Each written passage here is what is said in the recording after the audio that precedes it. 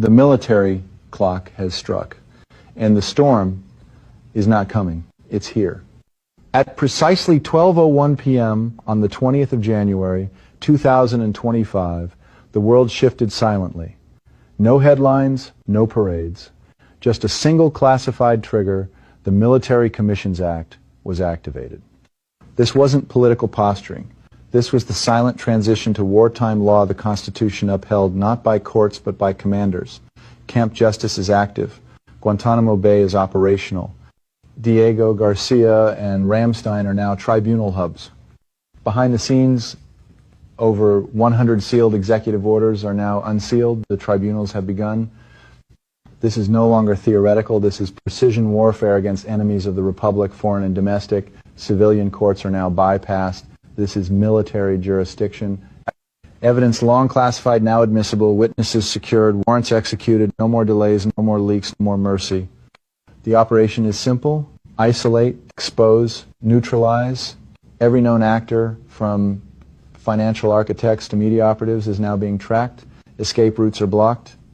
Safe houses are under surveillance, servers seized, communications intercepted. This isn't speculation. This is the quiet collapse of a deeply embedded global control structure. And leading this effort, Donald J. Trump, not just as a former president, but now functioning as commander of the restored republic, with support from over 200 global military alliances. This isn't a small task force. This is a worldwide military coordination effort. And it's not just about tribunals, it's about total systems reset. Let's talk about what just happened in finance. According to direct reports, the quantum financial system, QFS, just executed its next stage. 57 banks didn't go bankrupt, they were deleted, seized, absorbed, neutralized. These were not financial institutions, they were deep state laundering hubs. This isn't just GSRA in theory, this is military enforced financial reform rolled out through QFS, synchronized with encrypted Starlink protocols. The Federal Reserve era is ending quietly, surgically.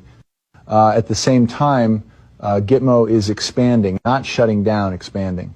Underground chambers are being built deeper. Tribunal footage is being recorded and stored in 3 international data vaults for eventual public disclosure. The charges?